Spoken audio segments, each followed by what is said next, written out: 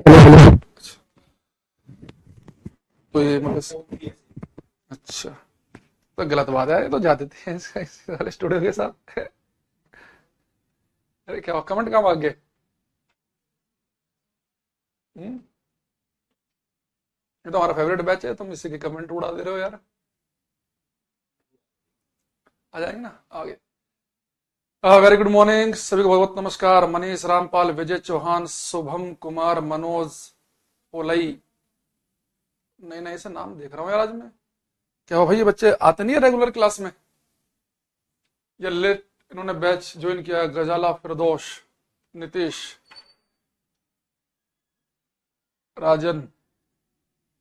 आजकल मैं कोशिश कर रहा हूँ, कोशिश से और शे में जब बोला जाए क्लास में भी वो सही से निकले ना। थोड़ा सा ये दिक्कत है अपने साथ, से और शे एक ही हो जाता है। तो खासतौर से जो उर्दू के शब्द हैं ना, कई बार वो जय और जय वो सही बोलने में दिक्कत आती है। तो उसके ऊपर हम काम कर रहे हैं आजकल। हम्म, तो अगर आप सभी मुझे देख पा रहे हैं अच्छा। ये आज क्या ना, इस वाले स्टूडियो में ना वो साथ में सर नेम भी आ रहे हैं। तो डेली जब मैं घर से क्लास लेता हूँ तो उसमें खाली मनोज नाम दिखता है, और ये मनोज पोलई आज पूरा दिख रहा है।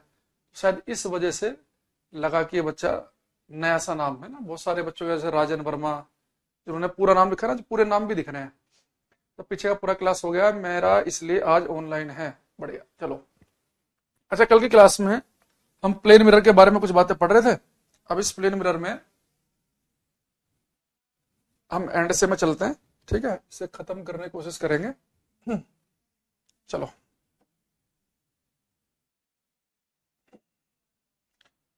एक क्वेश्चन बेटा मेरा आपसे।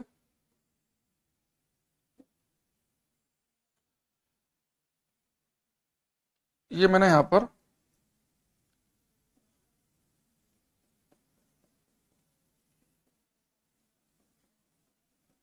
दो मिरर लिए, और अभी तक हमें पता है, ठीक है विजय, अगर बेटा मेरे पास एक मिरर हो, एक दर्पण हो, और उसके सामने एक वस्तु हो, तो हमें पता है कि एक ही मिरर है तो एक ही इमेज बनेगी। लेकिन मेरे पास यहाँ पे दो मिरर हैं, और ये दोनों मिरर हैं 90 डिग्री के एंगल पर। अगर मैं इनके बीच में कोई ऑब्जेक्ट रख दूं, कोई वस्तु अगर मैं इनके बीच में रख दूं, तो आपको बताना है कि अगर दो ऑब्जेक्ट 90 डिग्री के एंगल पर हों, और इनके बीच में कोई ऑब्जेक्ट, कोई वस्तु रख दी जाए, तो उसकी कुल कितनी इमेज बनेंगी अगर मिरर 90 डिग्री के एंगल पर है तो? Thank you Rajesh ji. विजय कह रहे हैं रेडियो ऑपरेटर के बाद आए हैं। अच्छा, तो बताओ इस क्वेश्चन का आंसर। अगर दो मिरर, पंकज कह रहे नहीं दिख रहा है। बाकी की तो क्लास शुरू हो गई है, ऐसा मत बोलो भाई, आज तो मैं वैसे भी महंगे वाले स्टूडियो से क्लास ले रहा हूँ। हाँ, एक दो बच्चों मेरे पास आंसर आया, सवम सवनम कुमार का। देखो बेटा, अगर हमारे पास दो मिरर हो 90 डिग्री के एंगल पे, तो टोटल बनेंगी तीन इमेज। देखो, एक इमेज बनेगी इस वाले मिरर की वजह से, आप इसके जितना आगे खड़े हैं इमेज बनेगी उतना ही पीछे। एक इमेज तो ये हो गई इस वाले मिरर की वजह से। एक बनेगी इस वाले मिरर की वजह से, आप जितना आगे खड़े हैं इमेज बनेगी उतना ही पीछे। एक इमेज ये हो गई। एक बेटा जहां पे दोनों मिरर मिल रहे हैं, उससे आप जितना आगे हैं एक इमेज बनेगी ठीक उतना ही पीछे, टोटल बनेंगी तीन इमेज। तो अगर दो मिरर 90 डिग्री के एंगल पे हो, तो टोटल तीन इमेज बनती है। इसम करते क्या है, जैसे दो मिरर जहां पर मिल रहे हैं ना, इसम सेंटर मानकर एक कंप्लीट सर्कल बना लेते हैं। अभी देखो, जो सर्कल है, अभी इसम कितने हिस्सों में तोड़ सकते हैं? अगर ये मिरर जो है दोनों 90 डिग्री के एंगल पे है, तो इस सर्कल को हम चार हिस्सों में तोड़ सकते हैं। भाई 360 होता है ना टोटल एंगल, सर्कल के द्वारा सेंटर पे 360 डिग्री का एंगल बनता है। अगर दो मिरर के बीच में 90 डिग्री का एंगल था, तो 90-90 के हम चार टुकड़े बना सकते हैं। तो एक टुकड़े के अंदर तो वस्तु रहेगी, और बाकी तीन टुकड़ों के अंदर आपको इमेज बनेगी, है ना? इसकी सरकमफ्रेंस पे तीन इमेज बन जाएंगी। तो अगर मिरर 90 डिग्री के एंगल पे हैं, तो हम एक जहां पे दोनों मिरर मिल रहे हैं उससे एक सेंटर मान के एक सर्कल मैंने खींच लिया। तो 90 डिग्री का एंगल था, तो 90-90 के हमने चार टुकड़े बना दिए। तो एक टुकड़े में तो वस्तु है, बाकी इस 90 डिग्री वाले टुकड़े में, एक टुकड़े में, एक टुकड़े में ये, इन तीन में इमेज बन जाएगी। तो टोटल इमेज बनेगी तीन। एक में तो वस्तु है ही, और इमेज बन रही है तीन। लेकिन ऐसे ही अगर मान लो कि मेरे पास दो मिरर हो, वो 60 डिग्री के एंगल पे हो, तो वहां पे हम क्या कर सकते हैं? 60 डिग्री का एंगल है दो मिरर के बीच में, तो पूरा सर्कल बनाएंगे, तो सर्कल के सेंटर बनेगा 360 डिग्री का एंगल। तो 60-60 के 6 हिस्सों में तोड़ सकते हैं, एक हिस्से में वस्तु होगी, 5 में इमेज बन जाएगी। पर ऐसे करने से बढ़िया हम एक काम करते हैं, एक छोटा सा हम फॉर्मूला डिजाइन कर लेते हैं ताकि हमारा काम आसान हो जाए। तो हम लिखेंगे यहाँ पे हम नंबर ऑफ इमेजेस, प्रतिबिंबों की संख्या, नंबर ऑफ इमेजेस प्रतिबिंबों की संख्या, इसे लिखते हम कैपिटल एन से, नंबर ऑफ इमेजेस को। और नंबर ऑफ इमेजेस का फॉर्मूला होता है n equal to 360 by theta minus 1। लेकिन ये फॉर्मूला बेटा हमेशा वैलिड नहीं है, इससे कुछ कंडीशन है वो हमें ध्यान रखनी होगी। तो दो मिरर के बीच में अगर थीटा एंगल हो, इसे मेरे पास दो दर्पण है ये, अगर उनके बीच में थीटा एंगल है, जैसे थीटा की वैल्यू 30 डिग्री, 60 डिग्री, 90 डिग्री कुछ भी दे सकता है, तो नंबर ऑफ इमेज बनती है 360 बाई थीटा माइनस 1। यहाँ पर थीटा का मतलब है एंगल बिटवीन टू मिरर्स, दो दर्पणों के बीच का कोण, एंगल बिटवीन टू मिरर्स, दो दर्पणों के बीच का कोण, दो दर्पणों के बीच का कोण, एंगल बिटवीन टू मिरर्स, दो दर्पणों के बीच का कोण। लेकिन बेटा ये फॉर्मूला देखो कब वैलिड होगा, इसे ध्यान रखना।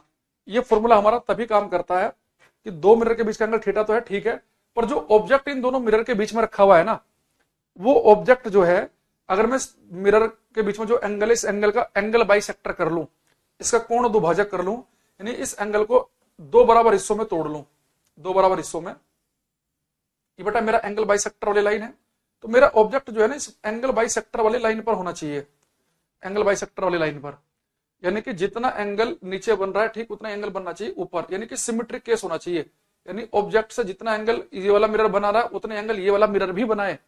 तो ये फॉर्मूला हमारा वैलिड होता है सिमेट्रिक केस के लिए, समरूपता के लिए,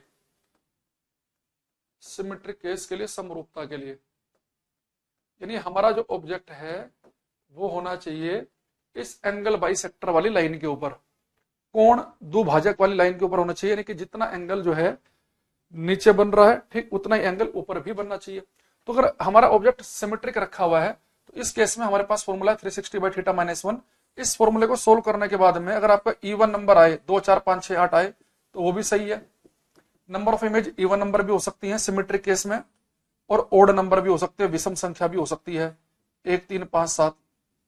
नहीं, जब मेरा ऑब्जेक्ट सिमेट्रिक रखा होगा तो 360 बाई थीटा माइनस 1 मेरे पास एकमात्र फॉर्मूला यही है, सोल्व करके चाहे इवन नंबर आए चाहे ओड नंबर आए, जो भी आएगा वही आपको आंसर बताना है। इसमें इवन ओड का कोई पंगा नहीं होता। तो मान लो कि 60 डिग्री का एंगल दे रखा है तो इसे ऐसे ब्रैकेट में इकट्ठा कर लो ताकि कंफ्यूजन ना हो। तो 60 डिग्री का एंगल दे रखा है 360 बाई 60, 6 माइनस 1 आंसर आ गया 5, 90 दे रखा है तो 90 चौक 360, 4 माइनस 1 आंसर आ गया 3, है ना। ऐसे मान लो कि आपको दे रखा है 40, 40 से भाग करेंगे 9 माइनस 1 8। तो इवन नंबर आए ओड नंबर आए कोई दिक्कत नहीं है, सिमेट्रिक केस में इवन ओड कोई भी हमारा आंसर हो सकता है, ठीक है। जैसे कि हम इसमें कुछ एग्जांपल देख लेते हैं पेपर के पॉइंट ऑफ व्यू से। तो एग्जांपल नंबर 1 है, अगर एंगल जो है मिरर के बीच में वो 90 डिग्री का हो तो कितनी इमेज बनेगी, फॉर्मूले की हेल्प से देखेंगे। लेकिन बेटा पेपर में सीधे सीधे ये नहीं बोलेगा आपसे कि दो मिरर के बीच में 90 डिग्री का एंगल है, वो बोलेगा कि दो दर्पण जो हैं वो आपस में समकोण पर हैं। ये आपसे कहेगा कि दो दर्पण जो है वो लंबवत हैं, परपेंडिकुलर हैं, तो आपसे कह देगा कि टू मिरर्स कैसे हैं, परपेंडिकुलर टू ईच अदर, लंबवत कहेगा वो, 90 डिग्री सीधे नहीं बोलेगा। तो परपेंडिकुलर लंबवत का मतलब आपको पता ही है कि 90 डिग्री होता है।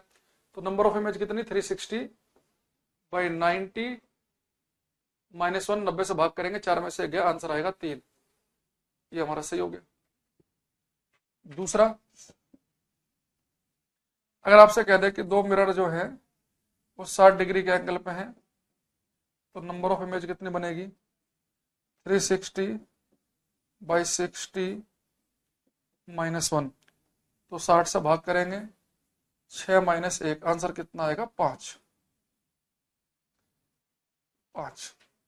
तीसरा एग्जाम्पल नंबर 3, ये इंपॉर्टेंट है। ये इसका आंसर बहुत सारे बच्चों को रटा पड़ा होगा पहले से ही। अगर मैं आपसे कहूं कि दो मिरर है मेरे पास में और ये दोनों मिरर एक दूसरे के पैरेलल है, समानांतर है या आमने सामने की दीवार पर है, तो आमने सामने की दीवार पर जो मिरर होंगे वो बिल्कुल पैरेलल होंगे। मिरर्स एट अपोजिट वॉल, आमने सामने की दीवार पर, तो इनके बीच में कोई ऑब्जेक्ट हो तो उससे कुल कितनी इमेज बनेगी? मिरर्स एट अपोजिट वॉल यानी कि पैरेलल मिरर, समानांतर दर्पण, ये बहुत आता है पेपर में, ध्यान रखना, सबसे इंपॉर्टेंट यही है इनमें। अगर दो मिरर आमने सामने की दीवार पर हो, भाई प्रियोसर देखो मैंने उसमें कितना आएगा, ज्यादा नहीं आता स्टेनो में ना, साइंस जीएस के गिने चुने क्वेश्चन होते हैं। देखो दो मिरर बेटा अगर आमने सामने की दीवार पर हैं, यानी एक मिरर इस वाली दीवार पे एक इस पे, तो बिल्कुल पैरेलल खड़े हैं, समानांतर। तो पैरेलल का मतलब ये होता है कि उनके बीच में जो एंगल है वो कितना है? 0 डिग्री का। तो 360 बाई थीटा की वैल्यू कितनी है? 0 - 1, 0 से भाग करेंगे तो अनंत आएगा, अनंत में से ये घटाओ, नहीं घटाओ, अनंत ही बनेगा आंसर। तो नंबर ऑफ इमेज बनेगी इनफाइनाइट, अनंत। अगर दो मिरर एक दूसरे से बिल्कुल आमने सामने पैरेलल खड़े हो तो नंबर ऑफ इमेज इनफाइनाइट, अनंत बनती हैं। आपने देखा भी होगा कई बार, एक मिरर मान लो इस वाली दीवार पे लगा हुआ है, एक इस पे लगा हुआ है, और आप बीच में खड़े हैं, तो आपने देखा होगा कि आपको मिरर में एक के बाद एक के बाद एक के बाद एक के बाद अपने जैसा इंसान दिखता है, लगातार ऐसे एक के बाद एक के बाद एक के बाद इसमें दिखेगा। आप जैसे कई बार होटल वगैरह की जो काफी मान लो कि बहुत हाई राइजिंग बिल्डिंग में कोई होटल है, बहुत वो जो होटल है बहुत बड़ा है, उसमें लिफ्ट लगी हुई है, तो लिफ्ट में क्या करते हैं ना, अपनी लिफ्ट में दो मिरर पैरेलल लगा देते हैं, ताकि उनका कस्टमर जब फर्स्ट फ्लोर से 10वें फ्लोर तक जा रहा हो, 8वें फ्लोर पे जा रहा हो, तो उस दौरान भी वो बोर ना हो। वो जब अपने आप को ऐसे देखेगा, एक के बाद एक के बाद उसकी इमेज दिखती चली जाएंगी, तो वो उतना समय भी उसका ऐसे ही मतलब इंटरेस्टिंग चीजों में ही निकल जाए, बिल्कुल कंफर्ट फील करे। 5 स्टार होटल तभी तो है वो। तो दो मिरर अगर बिल्कुल पैरेलल होंगे, समानांतर होंगे, तो एक के बाद एक के बाद आपको इमेज दिखेगी। हाँ, जैसे सैलून में अगर आप कभी जाओ तो सैलून में होता है ना कि एक मिरर आपके सामने एक पीछे है, एक के बाद एक के बाद एक इंसान दिखते हैं सैलून में। तो सैलून में हल्के से मिरर थोड़ा टिल्ट होते हैं, वो लगभग 20 डिग्री के एंगल पे। तो 20 डिग्री का एंगल बनाएंगे तो नंबर ऑफ इमेज बनेगी 17, यानी काफी सारे लोग आपको एक के बाद एक के बाद एक दिखेंगे। तो थोड़ा सा एंगल रहता है सैलून के अंदर। तो ये हमारे पास हो गया, अगर दो मिरर आमने सामने की दीवारों पर हो, दो मिरर पैरेलल हो। अब ये क्वेश्चन इतनी बार आता है कि बच्चे ने रट लिया कि जब भी दो मिरर आएंगे तो अनंत पर टिक लगाएंगे। भैया अनंत आंसर केवल तभी है जब मिरर पैरेलल है। अगर वो परपेंडिकुलर कह देगा तब अनंत पर टिक मत लगा देना, तब आंसर 3 है। एंगल 60 डिग्री का तो 5 है, तो इस बात को ध्यान रखेंगे। अच्छा दूसरा, अगर इसमें हो बेटा एसिमेट्रिक केस, असमरूपता हो, असमरूपता,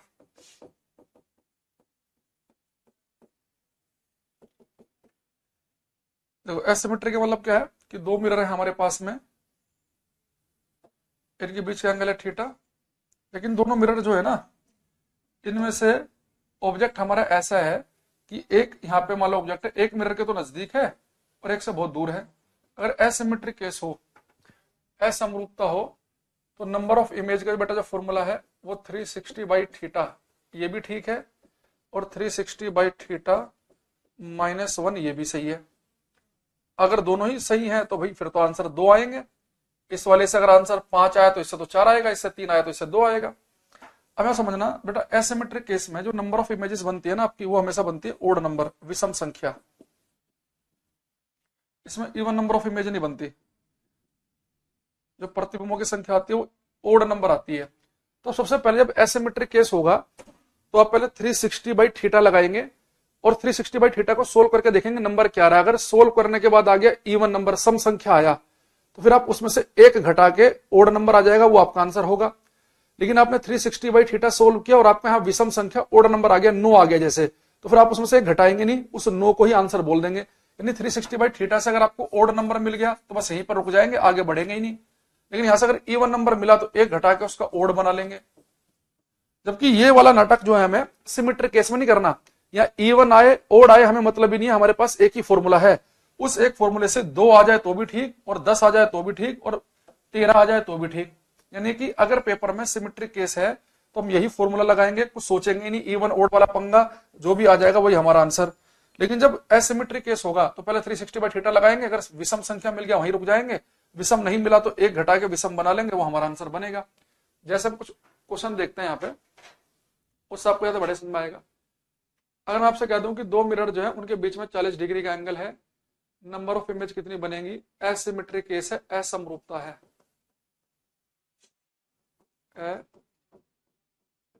समरूपता, तो कितने नंबर ऑफ इमेज बनेंगे बताओ?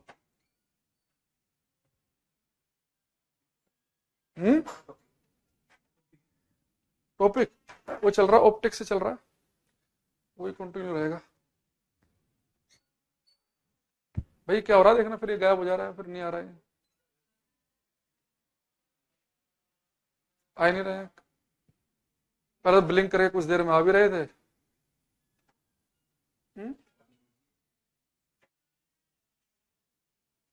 मोजिला में चला है ना आज तो, उसमें तो चल ही नहीं रहे हैं ना।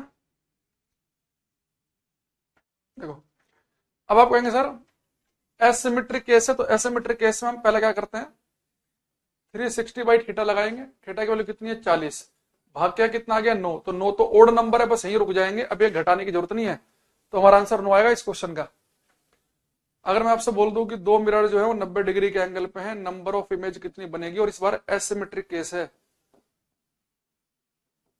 एसिमेट्रिक, असमरूपता है, तो आप क्या करेंगे, पहले 360 बाई थीटा लगाएंगे, थीटा की वैल्यू कितनी 90, तो भाग करा 4, लेकिन 4 तो इवन नंबर है, तो एक घटा के आंसर आ जाएगा हमारा 3। यानी कि अगर बेटा हमारे पास 90 डिग्री का एंगल हो, अगर सिमेट्रिक केस हो, तो सीधे हमने फॉर्मूला लगाया तो हमारे पास आंसर 3 आया। 90 डिग्री में एसिमेट्रिक हो तो भी आंसर हमारा वही आ रहा, 3 आ रहा है। ऐसे ही अगर मैं आपसे बोल दूं कि दो मिरर जो है 60 डिग्री के एंगल पे हैं, नंबर ऑफ इमेज कितनी बनेगी, तो 360 बाई थीटा लगाएंगे पहले एसिमेट्रिक केस में, एसिमेट्रिक केस की बात कर रहा हूं मैं, असमरूपता की, तो कितना है 6, 6 इवन नंबर, एक घटा के 5 बना लो। यानी कि अगर आप एक चीज ध्यान दें, इस 90 और 60 डिग्री में अगर आप ध्यान दो, 90 डिग्री अगर एंगल है, number of image 3 I symmetric case में, एसिमेट्रिक में भी 3 आई, 60 डिग्री में 5 आई, वहां पर भी 5 ही आई। तो पेपर में जनरली वो क्या करता है, वो ऐसा एंगल उठाता है कि जहां पे सिमेट्रिक और एसिमेट्रिक में सेम ही आंसर आए। तो छोटे लेवल के जो पेपर होते हैं ना अपने एसएससी टाइप के या रेलवे टाइप के, उसमें क्या करता है कई बार वो बताता ही नहीं कि सिमेट्रिक केस है कि एसिमेट्रिक केस है, बस इधर बोल देगा दो मिरर है 90 डिग्री का एंगल है, क्योंकि आप कोई सा भी केस मान के चलो आंसर सेम ही आ रहा होगा, वो ऐसा एंगल ही चूज करेगा कि दोनों जगह आंसर सेम आए। मिरर पैरेलल है, आंसर अनंत, अनंत में से घटाओ नहीं घटाओ आंसर अनंत ही है।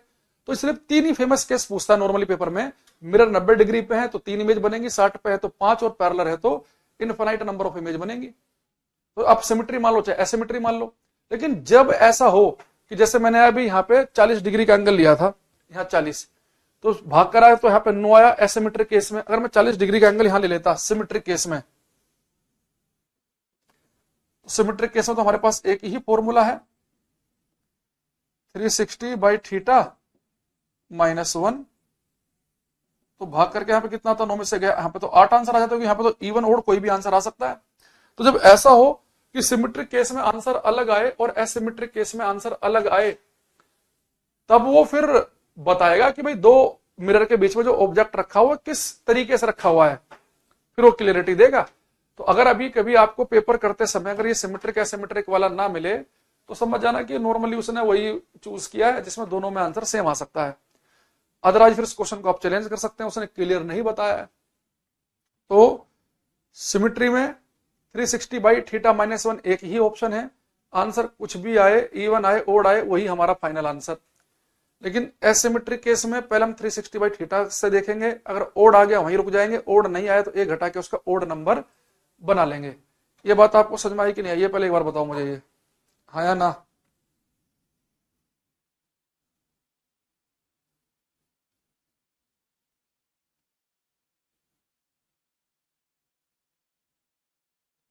क्या हुआ, 1 मिनट में कह रहे थे? अच्छा क्लास तो चल रही है ना? ये बड़ी समस्या हो गई भाई, आप लोगों के कमेंट नहीं आ पा रहे मेरे पास, लेकिन कुछ टेक्निकल इशू आ गया। हाँ वो ईमेल आईडी पासवर्ड मांग रहा है ना। चलो 2 मिनट वेट कर लो भाई, तब तक मैं मान लेता हूं कि आप लोगों को समझ में आ गया। ठीक है, अब इसमें अगले पे चलते हैं, लास्ट की तरफ। अच्छा, अगर मैं आपसे कहूं कि भाई ये एक मैंने एक ऑब्जेक्ट देखा और ये मुझे नीले रंग का दिख रहा है, ब्लू कलर का, तो मुझे नीला ही क्यों दिख रहा है, ये मुझे हरा और पीला क्यों नहीं दिखा? आप कहेंगे सर सबसे पहले तो हम ये समझते हैं कि हमें दिख ही क्यों रहा है। भाई हमें क्यों दिख रहा होगा? ये किसी ऑब्जेक्ट के ऊपर लाइट टकराई और वो लाइट टकराने के बाद अगर हमारी आंख तक पहुंच जाए तो हमें वो वस्तु दिखने लगती है। तो अगर किसी वस्तु पे प्रकाश टकराकर वो प्रकाश अगर हमारी आंख तक पहुंच जाए तो हमें वस्तु दिखेगी। अब इसके ऊपर लाइट टकरा के हमारी आंख तक पहुंची तो इसलिए हमें दिख रहा है। लेकिन बेटा इसके ऊपर जब लाइट टकराई होगी तो जो व्हाइट लाइट होती है, सन की लाइट या बल्ब की लाइट, व्हाइट लाइट, इस व्हाइट लाइट में होते हैं 7 कलर, विबग्योर। जब इसके ऊपर व्हाइट लाइट टकराई होगी तो इस ऑब्जेक्ट ने क्या किया होगा कि सारे कलर इसने अपने अंदर एब्जॉर्ब कर लिए होंगे, सारे के सारे कलर। लेकिन जैसे इसके ऊपर नीला कलर टकराया होगा तो इसने नीले को कर दिया होगा रिफ्लेक्ट, परावर्तित। अगर ये वस्तु नीले को रिफ्लेक्ट कर रही है तो नीला हमारी आंख में पहुंचेगा, इसलिए हमें नीली दिख रही है। तो कोई भी वस्तु हमें उसी ही रंग की दिखाई देगी जिस रंग को वो रिफ्लेक्ट करती है, परावर्तित करती है।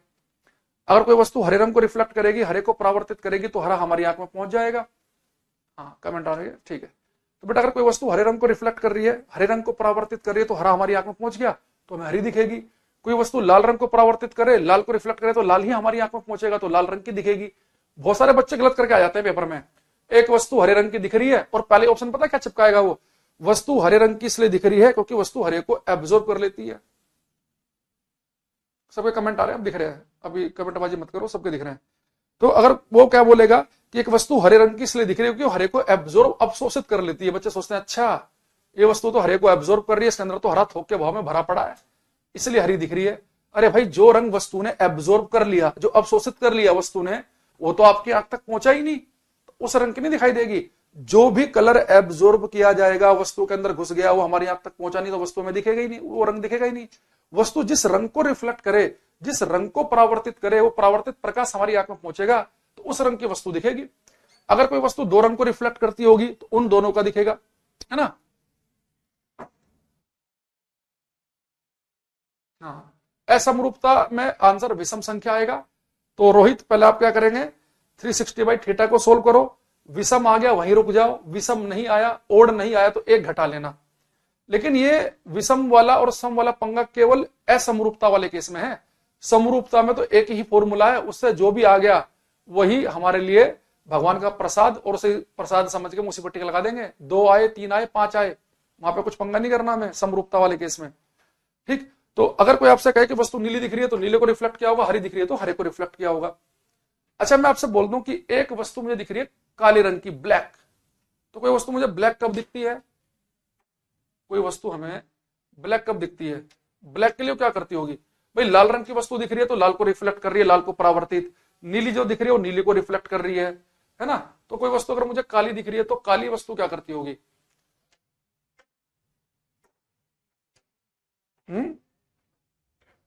प्रिंस स्वागत, बिल्कुल ठीक लिख रहे हैं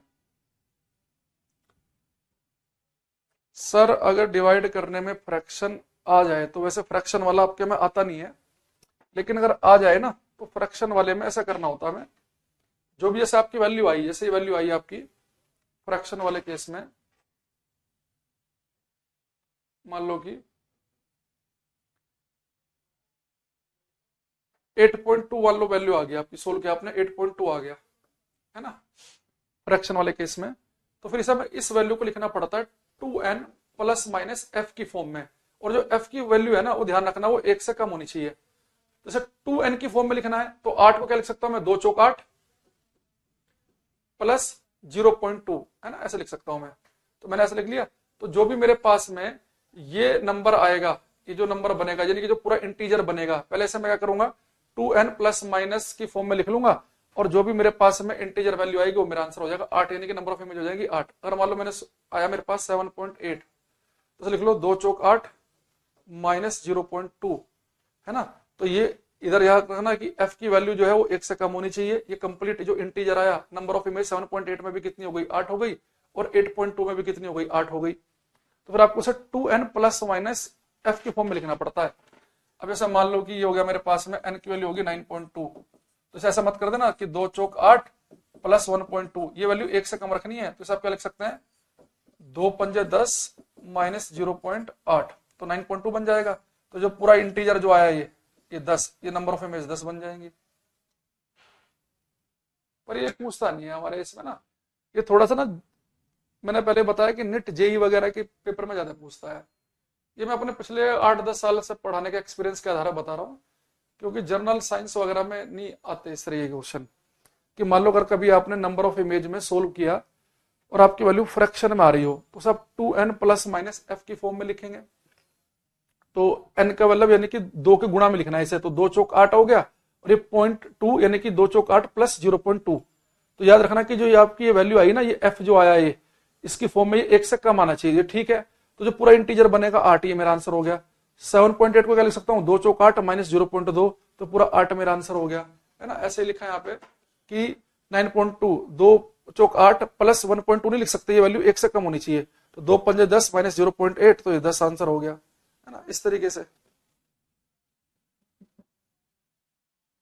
एफ जो है वो ये वैल्यू है जो दो, जैसे आपने से 2 के मल्टीपल में लिखने के बाद में जो आएगा ना, ये जो ये एफ की वैल्यू है। ये जैसे यहाँ पे एफ की वैल्यू कितनी, यहाँ पे 0.2 आई ना, वही से 8.2 को आपको लिखना है 2n की फॉर्म में लिखना है, यानी कि 2 के गुणक में लिखना है। तो 2 चौक 8 हो गया, यानी n की वैल्यू तो 4 हो गई, और फिर उसके बाद आपने क्या 2 चौक 8 पर 0.2 भी तो है प्लस 0.2, तो यहाँ पे f की वैल्यू कितनी है 0.2, वो 1 से कम होनी चाहिए, 1 से कम ही आई।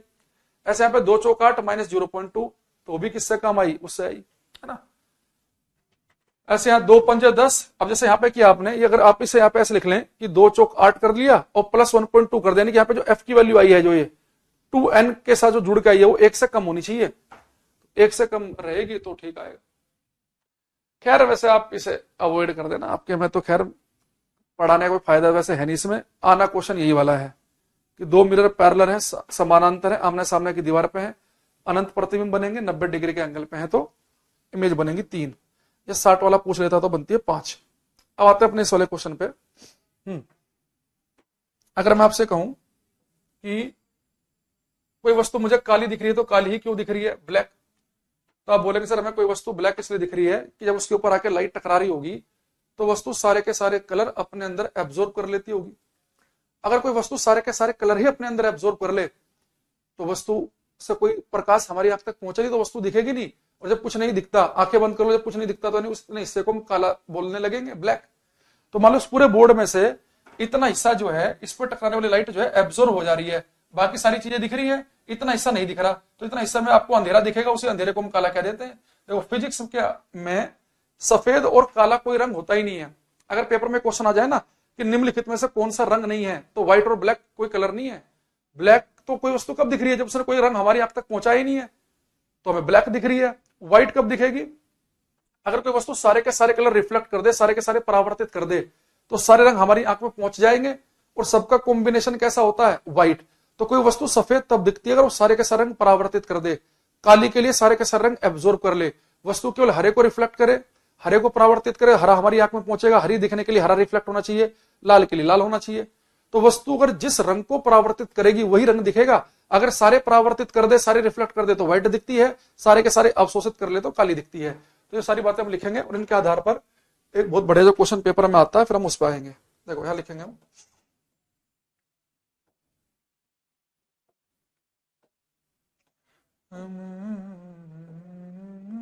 लिखेंगे any object appears of same color any object appears of same color which is reflected by it। कोई भी वस्तु ठीक उसी रंग की दिखती है जिस रंग को वह परावर्तित करती है। कोई भी वस्तु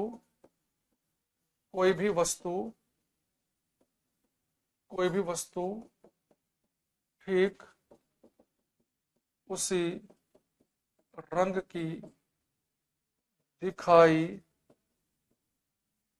देती है जिसे वह परावर्तित करती है।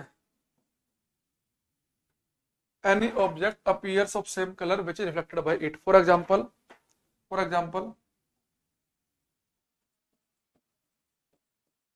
green color of an object is due to it reflects green color only। कोई वस्तु हरे रंग की इसलिए दिखाई देती है, कोई वस्तु हरे रंग की इसलिए दिखाई देती है क्योंकि वह केवल हरे रंग को ही परावर्तित करती है। कोई वस्तु हरे रंग की इसलिए दिखाई देती है क्योंकि वह केवल हरे रंग को ही परावर्तित करती है। Green colour of an object is due to it reflects green colour only. कोई वस्तु हरे रंग को इसलिए दिखाई देती है क्योंकि वह केवल हरे रंग को ही परावर्तित करती है। लिख लोगे ना हिंदी वाले भाई, इतना ये लिखना पड़ेगा। ये एक लिखेंगे black colour of an object is due to it absorbs all colors। कोई वस्तु काले रंग की इसलिए दिखाई देती है क्योंकि वह सभी रंगों को अवशोषित कर लेती है। कोई वस्तु काले रंग की इसलिए दिखाई देती है क्योंकि वह सभी रंगों को अवशोषित कर लेती है। Black colour of an object is due to it absorbs all colours.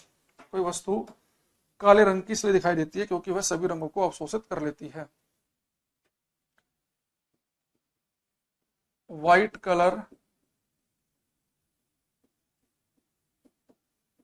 Of an object is due to it reflects all colours. कोई वस्तु सफेद रंग की इसलिए दिखाई देती है क्योंकि वह सभी रंगों को परावर्तित कर देती है। कोई वस्तु सफेद रंग की, सन का कलर व्हाइट लाइट आती है ना सन से।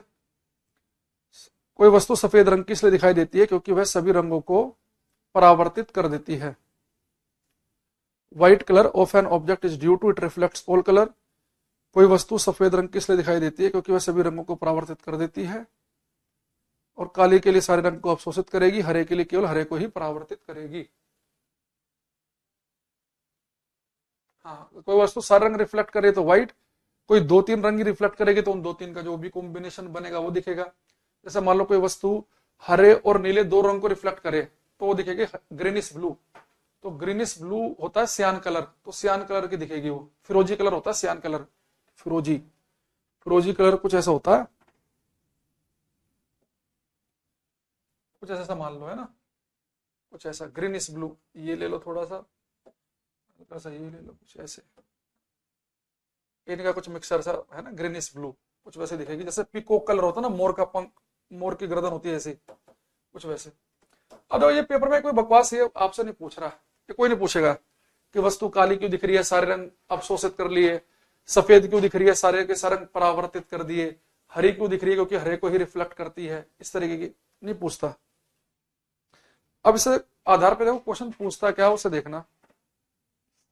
क्वेश्चन ये है, ये हमारे पास में एक रूम है, कमरा है, और इस कमरे में मैं गुलाब लेकर आया, है ना। एक गुलाब है बेटा, ये हमारा गुलाब ऐसे होता है, ऐसे मान लो। और ये गुलाब जो है इस कमरे में मैं लेकर जब आया, इस कमरे में बेटा व्हाइट लाइट है, व्हाइट लाइट, सूर्य का प्रकाश है, और इस कमरे में गुलाब मुझे लाल रंग का दिखाई दे रहा है, रेड कलर का। तो जो गुलाब मुझे व्हाइट लाइट में सूर्य के प्रकाश में लाल रंग का दिखाई दे रहा है, अगर मैं इसी गुलाब को दूसरे कमरे में लेके जाऊं और जिस कमरे में केवल हरा प्रकाश है, ग्रीन लाइट, तो व्हाइट लाइट में लाल दिखने वाला गुलाब हरे प्रकाश में कैसा दिखाई देगा, ये बताओ।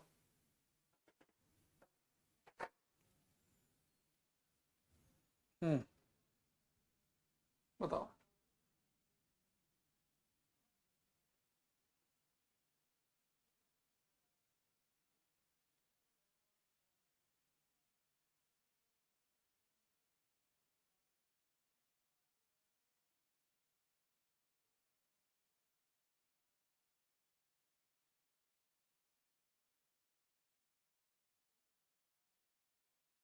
हम्म।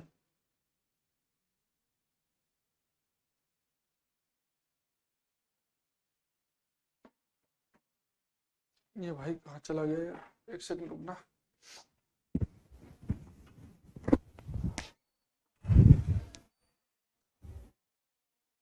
अरे इस वाले रूम वाला कहाँ है?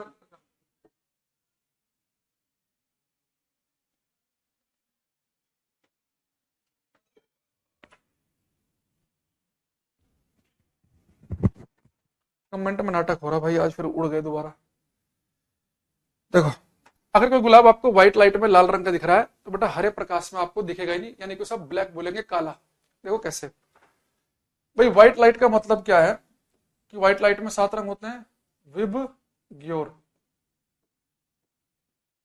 ये आपकी आंख है। तो बेटा अगर ये गुलाब आपको लाल रंग का दिख रहा है तो इसका मतलब क्या है कि जब इस गुलाब के ऊपर आके लाइट टकराई होगी तो इस गुलाब ने सारे के सारे कलर अपने अंदर एब्जॉर्ब, अवशोषित कर लिए होंगे। सारे के सारे कलर, सारे कर लिए होंगे एब्जॉर्ब, अवशोषित।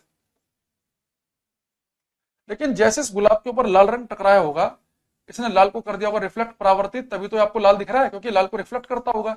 लाल आपकी आंख में घुस गया, यानी कि इस गुलाब की जो औकात है वो केवल लाल रंग को रिफ्लेक्ट करने की है।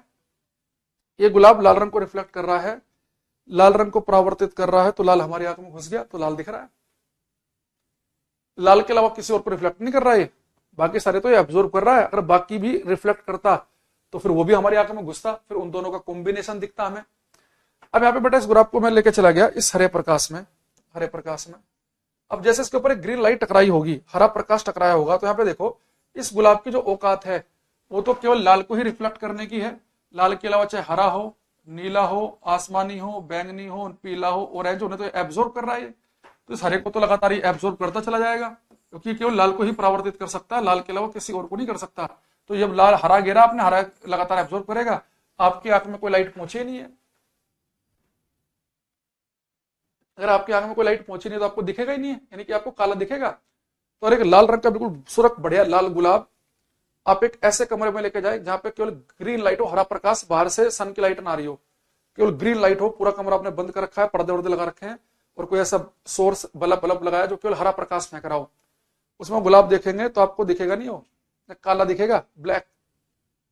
क्योंकि उस गुलाब को लाल दिख ही इसलिए रहा था क्योंकि वो लाल को ही रिफ्लेक्ट कर सकता है। व्हाइट लाइट में उसके पास 7 रंग का ऑप्शन था, लेकिन इसने इन 7 में से केवल लाल को ही रिफ्लेक्ट किया, यानी इसकी औकात केवल लाल को रिफ्लेक्ट करने के, बाकी 6 को नहीं है। अब आप इसे लेके हरे में, तो हरे को तो है ही नहीं। हाँ, अगर यही लाल रंग का गुलाब जो व्हाइट लाइट में आपको लाल दिख रहा है और इसे मैं दूसरे कमरे में लेके जाऊं और उसमें लाल ही प्रकाश हो, तो फिर तो भाई लाल दिखेगा। भाई व्हाइट लाइट में 7 रंग थे, इसकी औकात लाल रंग को रिफ्लेक्ट करने की, परावर्तित करने की, लाल आपकी आंख में पहुंचा देगा ये। लेकिन आप इसे दूसरे रूम में लेके गए, उसमें केवल है ही रेड कलर, और रेड की तो इसकी औकात है रिफ्लेक्ट करने की, तो लाल को कर देगा, लाल आपकी आंख में पहुंचेगा, लाल दिखेगा।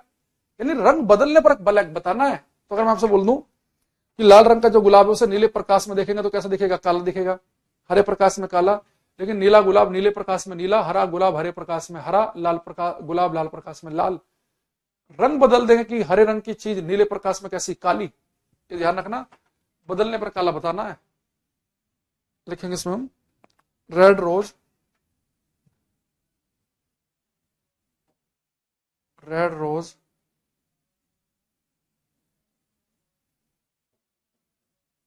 Red rose will appear black in green light। लाल रंग का गुलाब हरे प्रकाश में काला दिखाई देगा, लाल रंग का गुलाब हरे प्रकाश में काला दिखाई देगा। Red rose will appear black in green light. ठीक है, इसे याद रखना इंपॉर्टेंट। अरे यार कमेंट नहीं आते ना, मुझे मजा नहीं आता पढ़ाने में। एक सेकंड।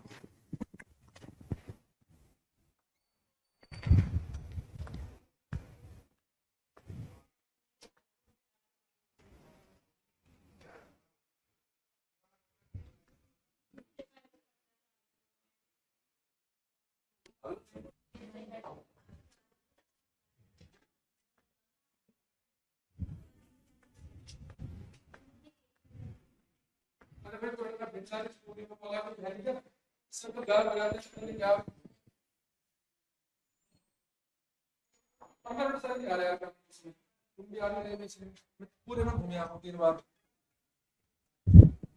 चक्कर मार दो भाई जब आपको पता दिक्कत हो रही है आज।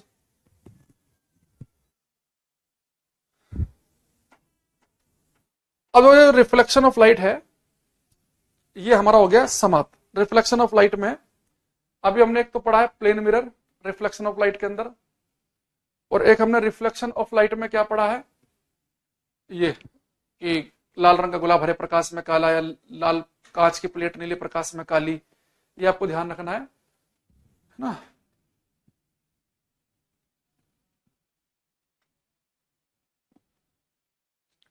एक बच्चा क्या लिख रहा था, क्वेश्चन था बीपीएससी टीचर में, वो तो शायद ये था ना, सूर्य का रंग कौन सा, सन से तो व्हाइट लाइट निकलती है ना, व्हाइट, सुबह सुबह और शाम को लाल दिखता है, उसमें हम पढ़ेंगे स्कैटरिंग में, वो प्रकाश की स्कैटरिंग की वजह से होता है। कलर थ्योरी अलग से बताएंगे, अभी ये रिफ्लेक्शन हमने पढ़ा है इसमें केवल ना, ठीक है।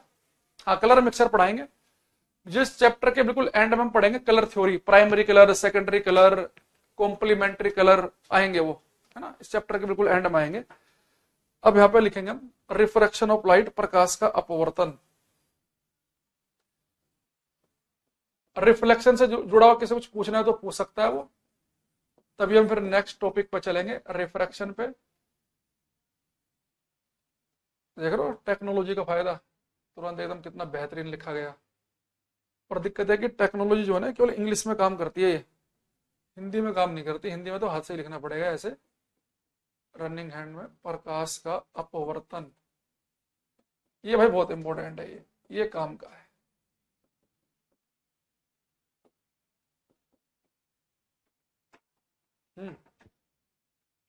अरे हाँ, प्लेन मिरर के यूज रह गए, इस बच्चे ने याद दिला दिया। देखो देखेंगे यूजेस ऑफ प्लेन मिरर, ये रह जाता अभी, uses of plane mirror, uses of plane mirror, ठीक है। समतल दर्पण के उपयोग, वैसे तो आपको ज्यादातर तो पता ही है, हमारे घर वाला समतल दर्पण है। ऐसे कुछ लोग इतने बेवकूफ होते हैं भाई, काटने के बाद में ना फोन तब भी मिला देंगे।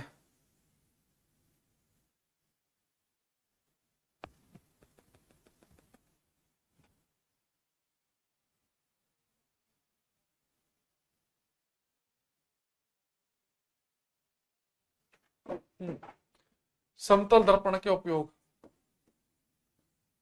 ये रह जाता है यार, ये गलती से।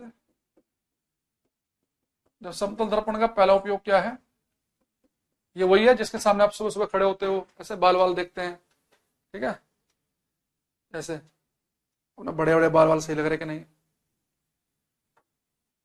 सन में 7 कलर के बाद किसी इतना कलर कहां से आता है, वो डोमिनेंट 7 कलर होते हैं।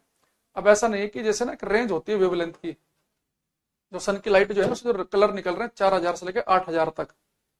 तो जैसे कि ऑरेंज का भी ना पूरा स्पेक्ट्रम होता है, एक रेंज होती है, पर हम उसे मोटा मोटी से एक इतने एक जैसे से रंग को दिखने को हम ऑरेंज कह देते हैं, है ना। तो कुछ अलग सा दिखेगा तो सबने ग्रीन कह दिया, एक जैसे से जो दिखेंगे वो 7 हो गए। उन 7 के कॉम्बिनेशन से बहुत सारे कलर बन सकते हैं, कलर थ्योरी में देखेंगे हम, ठीक है। अच्छा, तो सबसे पहले तो ड्रेसिंग टेबल में जो लगा हुआ है आपके घर में, ड्रेसिंग टेबल नहीं है तो घर में जो दीवार पे चिपका हुआ है ना मिरर, वो भी सब प्लेन मिरर है। होता है कई बार। मधीर का एक बड़ा लंबा चौड़ा कमेंट आया है, इनका पढ़ लेते हैं। मेरा आज तक का पहला कमेंट है, सर जी आपकी कृपया से मेरी साइंस काफी बढ़िया हो गई है, आपका बहुत बहुत धन्यवाद गुरुजी, बस आप रिवाइज करने का भी कोई तरीका बता दें, आपका बहुत बहुत आभार, love from Jammu and Kashmir. Jammu Kashmir वाले बढ़िया सुंदर हिंदी लिख रहे हैं भाई, कृपया भारी भारी भरकम शब्द, धन्यवाद। रिवाइज करने का तरीका ये है कि आप प्रैक्टिस सेट करते रहो। जैसे मैं जब यूट्यूब वगैरह पे क्लास लेता हूँ तो जब प्रैक्टिस कराई जाती है तो वो उससे करते रहा करो। Concave convex mirror, concave convex lens अलग से बताएंगे, एक साथ इकट्ठे। उसकी वजह यह है कि कनकेव और कॉन्वेक्स मिरर जैसा आप पढ़ लोगे ना, तो कनकेव और कॉन्वेक्स लेंस भी आपके ऑटोमेटिकली हो जाएंगे, और लेंस काम करते हैं रिफ्रैक्शन अपवर्तन पे, तो अपवर्तन मैंने आपको पढ़ाया नहीं है। चलो अभी मैं आपको उत्तल अवतल दर्पण तो पढ़ा सकता हूं, क्योंकि आप रिफ्लेक्शन पढ़ लिया है। दर्पण जो है लाइट को रिफ्लेक्ट करते हैं, परावर्तित करते हैं, तो दर्पण अभी आप अवतल उत्तल पढ़ लोगे, कनकेव कॉन्वेक्स मिरर पढ़ लोगे पर लेंस नहीं पढ़ पाओगे ना। और लेंस का फायदा यह है कि अगर आपने अवतल उत्तल दर्पण पढ़ लिए तो समझो कि आपने लेंस भी पढ़ लिया, एक हल्का सा चेंज आता है तो लेंस ऑटोमेटिकली हो जाते हैं। तो इसलिए मैं आपको लेंस और मिरर बिल्कुल एक अलग ही चैप्टर के नाम से पढ़ाऊंगा। और इवन इसी जब आपका ये ऑप्टिक्स में ये लाइट वाला पार्ट खत्म हो जाएगा तो फिर हम ये लेंस और मिरर एक साथ पढ़ेंगे। अच्छा, दूसरा एक इसका हम यूज करते हैं प्लेन मिरर का पेरिस्कोप में। पेरिस्कोप हिंदी में भी पेरिस्कोप ही कहेंगे, पेरिस्कोप। एक लिखेंगे कैलेडोस्कोप।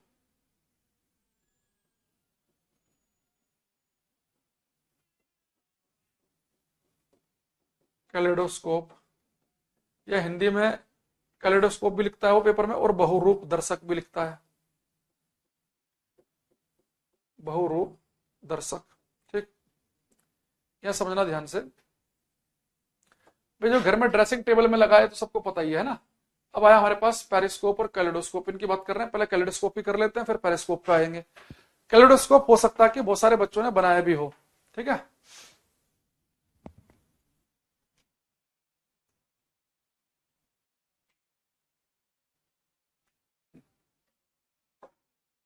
देखो इसमें कैलेडोस्कोप चाहता हूं अपने घर में बना लेना आज जाके। इसमें आपने करना क्या है, कैलेडोस्कोप में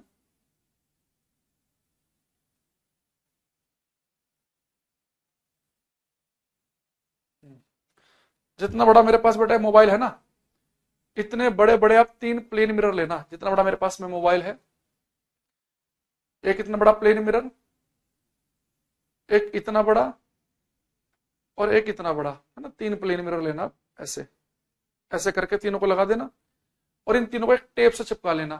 जैसे बचपन में किताब कॉपी से झोपड़ी बनाते थे ना, कि 2 किताबें ऐसे ली, 2 कॉपी ऐसे ली और एक नीचे। तो आपको 3 समतल दर्पण लेने हैं, 2 मिरर ऐसे और एक मिरर ऐसा, और इन पर टेप चिपका देना।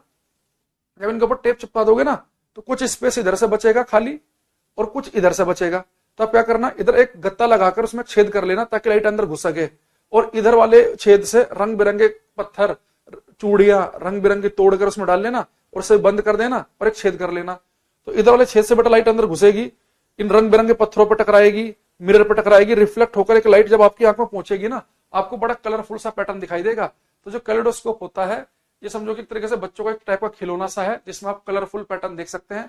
3 प्लेन मिरर, उनके अंदर हम रंग बिरंगे पत्थर चूड़ियां वूड़ियां भरकर फिर उन्हें दोनों तरफ से बंद कर लेते हैं। एक छेद से लाइट अंदर घुसती है, वो रंग बिरंगे पत्थरों पर मिरर पर रिफ्लेक्ट होकर हमारी आंख में पहुंचती है, दूसरे वाले तरफ से जो छेद होता है उससे, तो आप बहुत कलरफुल पैटर्न उसके अंदर देख पाते हैं।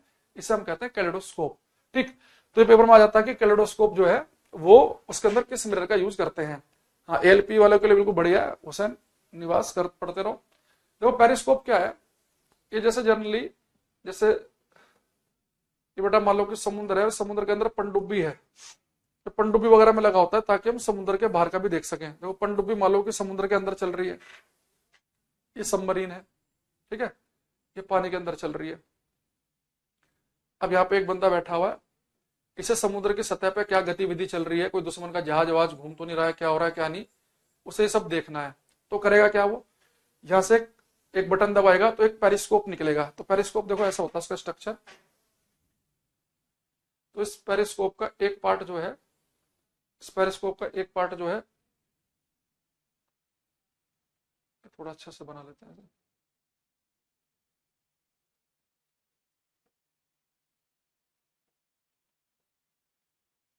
अदर कलर से।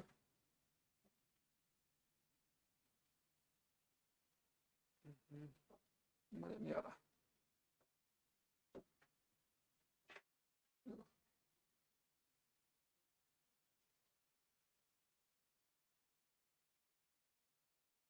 देखो बेटा जो पेरिस्कोप होता है ना, इसका एक पार्ट तो रहता है पनडुब्बी के अंदर ही, और एक पार्ट जो है होता है उसे हम यहां से बाहर निकाल लेते हैं।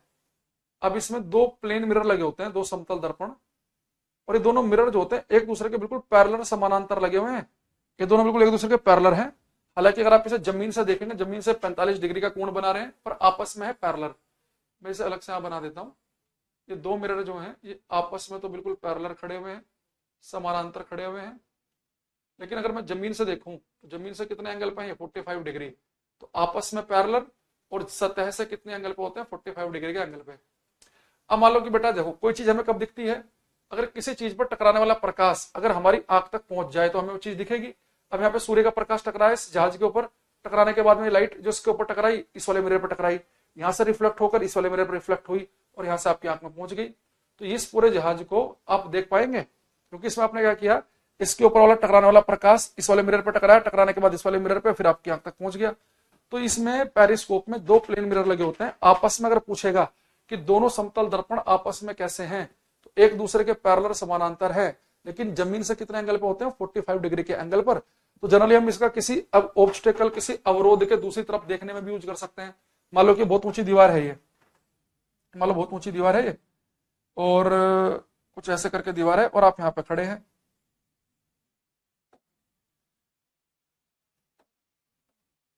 ये दीवार है, ठीक। और मान लो कि यहाँ पर कोई ऐसे आतंकवादी वगैरह कोई है तो नहीं, और ये दीवार है बहुत ऊंची, और आपको इधर का देखना है, तो पेरिस्कोप का आप ऐसे भी यूज कर सकते हैं। यहाँ पर भी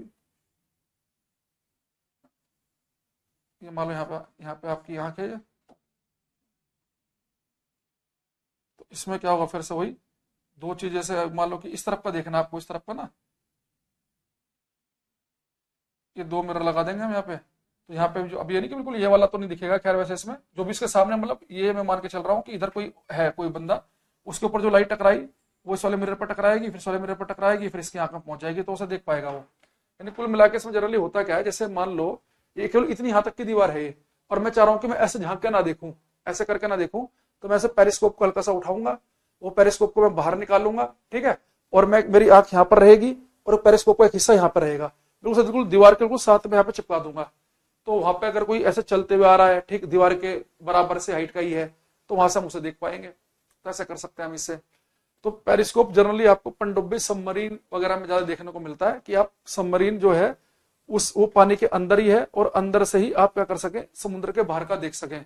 तो इसमें पेपर में एक बार सीडीएस में क्वेश्चन आ गया था कि पेरिस्कोप में दो प्लेन मिरर आपस में कैसे होते हैं, तो बहुत सारे बच्चे 45 डिग्री लगा के आ गए थे, आपस में उनके बीच का एंगल 0 डिग्री है, वो आपस में तो पैरेलल हैं।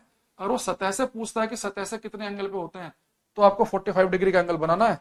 इस बात का ध्यान रखना।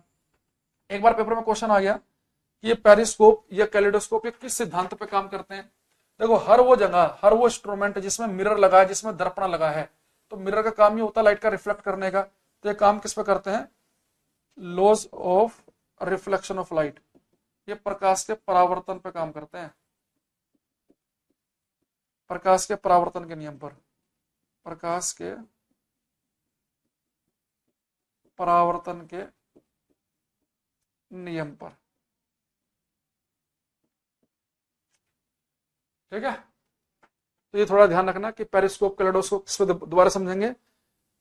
पेरिस्कोप जनरली हमें कहाँ देखने को मिलेगा, सबमरीन वगैरह में, इसका एक हिस्सा अंदर होता है पनडुब्बी का, एक हिस्सा बाहर निकालते हैं, तो बाहर की गतिविधि देखने काम आता है। दो मिरर हैं आपस में समानांतर पैरेलल और सतह से 45 डिग्री के कोण पर। कैलिडोस्कोप क्या होता है, इसमें 3 प्लेन मिरर होते हैं। इसमें ये बच्चों के खेलने का एक यंत्र है जिसके अंदर रंग बिरंगे पत्थर भरकर उससे जब लाइट रिफ्लेक्ट होते हैं हमारी आंख तक पहुंचती है तो कलरफुल पैटर्न दिखता है, उसे हम बहुरूप दर्शक कहते हैं। जहां पर भी दर्पण है वो परावर्तन के नियमों पर कार्य करेंगे, इसे ध्यान रखना है। तो फिर से समस्या क्या हो गई, फिर से उड़ गए। आज तो भाई कमेंट चल के नहीं दे रहे।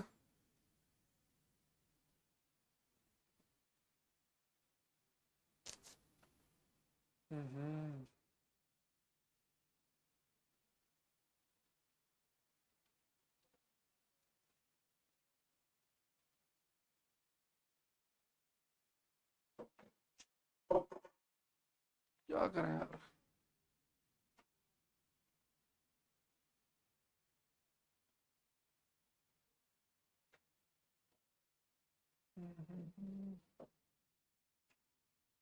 चलो अब रिफ्रैक्शन लिख लो। मैं मान के पढ़ा रहा हूं कि भाई आपको रिफ्रैक्शन वाला मैंने एक पेज बनाया था ना, ये बनाया, इसे उड़ाते हैं अभी। रिफ्रैक्शन ऑफ लाइट, प्रकाश का अपवर्तन, ये इंपोर्टेंट है। रिफ्लेक्शन ऑफ लाइट में ऐसा कुछ ऐसा खास है नहीं, उसमें भी थोड़ा सा हमने प्लेन मिरर पढ़ लिया तो इसलिए हमारे पास बहुत सारे पॉइंट हो गए उसमें कि भाई प्लेन मिरर है, तो जितना उसके आगे खड़े होंगे इमेज उतना पीछे बनेगी। आपकी हाइट 5 फीट तो इमेज की हाइट भी 5 फीट। इमेज पूरी देखनी है तो मिरर आधी लंबाई का होना चाहिए। मिरर की तरफ को आप 20 स्पीड से भागेंगे, इमेज की स्पीड मिरर के लिए v होगी, हमारे लिए 2v होगी। मिरर 12 डिग्री के एंगल पे घुमाएंगे, रिफ्लेक्टेड रे 24 डिग्री के एंगल पे घूम जाएगी। मिरर पैरेलल है, नंबर ऑफ इमेज इनफाइनाइट बन जाएगी। प्लेन मिरर है, मैग्निफिकेशन +1 होगी, पावर 0 होगी। तो यानी कि हमने रिफ्लेक्शन में जो है उसका यूज करके हम प्लेन मिरर को ही एक्चुअल में डिटेल में पढ़ रहे थे। थोड़ा बहुत बस हमने क्या पढ़ा कि लाइट जिस कलर को रिफ्लेक्ट करेगी उस कलर, वस्तु जिस कलर को रिफ्लेक्ट करेगी उस रंग की दिखेगी। कोई कलर रिफ्लेक्ट नहीं करेगी, सारे ऑब्जर्व करेगी तो काली, सारे रिफ्लेक्ट कर देगी तो व्हाइट, और लाल रंग की चीज हरे प्रकाश में रखेंगे तो काली दिखेगी। ये थोड़ा सा हमने रिफ्लेक्शन का पढ़ा, पर ना ज्यादातर हमने उसमें बात की किसकी, प्लेन मिरर की, क्योंकि मिरर जो है रिफ्लेक्शन के नियमों पर काम करते हैं। रिफ्लेक्शन का नियम है कि लाइट जिस एंगल पर आएगी उस एंगल पर जाएगी, आई आर की वैल्यू सेम होगी, और तीनों रे एक ही प्लेन एक ही तल में होते हैं। ये मैंने आपको 1.5 मिनट में पूरा रिफ्लेक्शन करा दिया रिवाइज। अगर आपको हर क्वेश्चन मेरे बोलते बोलते समझ में आ रहा है, यानी कि आपका एकदम सही से तैयार कर लिया आपने। ये रिफ्लेक्शन जो है इसमें चीजें आएंगी ज्यादा डिटेल में। अब देखो मैं बहुत ही सिंपल सा अगर स्टार्ट करता हूँ रिफ्रैक्शन का, बाकी डिटेल में कल करेंगे। तो उसकी डेफिनेशन लिख समझते हैं आज की हम। जैसे जब भी हम रिफ्लेक्शन परावर्तन पढ़ रहे हैं अभी तक, तो रिफ्लेक्शन में हो क्या रहा है कि लाइट जाती है और टकरा के वापस आ जाती है। तो जिधर से लाइट चली अगर लाइट उसी तरफ वापस आ जाए तो हमारा रिफ्लेक्शन है, वो परावर्तन है। लेकिन बेटा अगर लाइट जा रही हो और लाइट के सामने कोई ऐसा मीडियम आ जाए जो कि ट्रांसपेरेंट हो, पारदर्शी, तो लाइट उस पर टकराकर वापस नहीं आती, रिफ्लेक्ट नहीं होती, बल्कि उसके अंदर से ही गुजर जाती है। थोड़ी बहुत रिफ्लेक्ट भी होगी, वो बात अलग है। लेकिन जैसे मान लो लाइट जा रही है हवा में, लाइट के सामने पानी आ गया, पानी ट्रांसपेरेंट है, तो लाइट पानी के अंदर घुस जाएगी, हल्की फुल्की रिफ्लेक्ट भी करेगी, पर ज्यादातर हिस्सा पानी के अंदर चला जाएगा। लाइट पानी में जा रही थी, सामने आ गया कांच, कांच के अंदर घुस जाएगी, ट्रांसपेरेंट है। डायमंड आ गया, डायमंड ट्रांसपेरेंट है, उसके अंदर घुस जाएगी। तो लाइट क्या करती है, जब लाइट चल रही होती है और लाइट को अगर ट्रांसपेरेंट पारदर्शी मीडियम मिल जाए तो लाइट उसके अंदर ट्रांसमिट कर सकती है, चल सकती है। तो लाइट जो एक से दूसरे मीडियम में जाती है, लाइट जो माध्यम बदलती है, जो मीडियम चेंज करती है, लाइट के मीडियम चेंज करने को हम कहते हैं लाइट का रिफ्रैक्शन, अपवर्तन। यानी लाइट जब सरफेस पर टक्कर मार के जो लाइट का हिस्सा वापस आएगा उसे हम कहेंगे रिफ्लेक्टेड लाइट, और जो दूसरे मीडियम में चली जाती है लाइट उसे हम कहते हैं रिफ्रैक्टेड, अपवर्तित प्रकाश। तो परावर्तित प्रकाश जो टकरा के वापस आता है, और अपवर्तित प्रकाश जो दूसरे माध्यम में घुस जाता है। तो अगर आपसे कोई कहे कि लाइट का एक से दूसरे मीडियम में जाना, इसे हम क्या कहेंगे, रिफ्रैक्शन। जब वो लाइट एक से दूसरे मीडियम में जाएगी वो करेगी क्या क्या, वो सारी बातें हम क्लास में समझ नहीं होंगी। तो यहाँ पे लिखेंगे हम when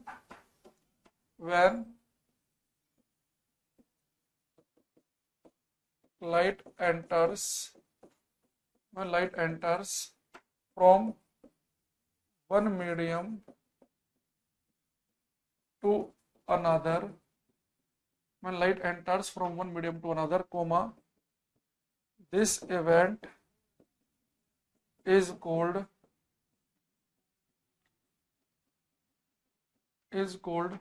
refraction of light। जब प्रकाश एक माध्यम से दूसरे माध्यम में जाता है, जब प्रकाश एक माध्यम से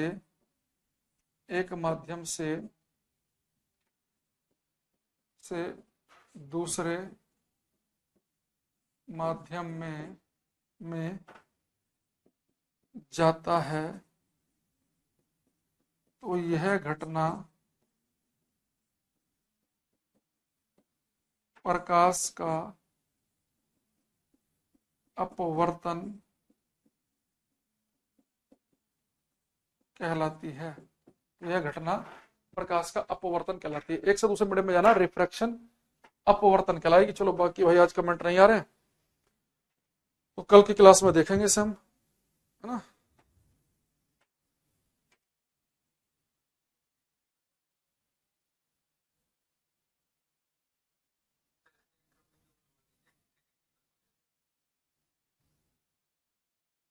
ठीक है, थैंक यू।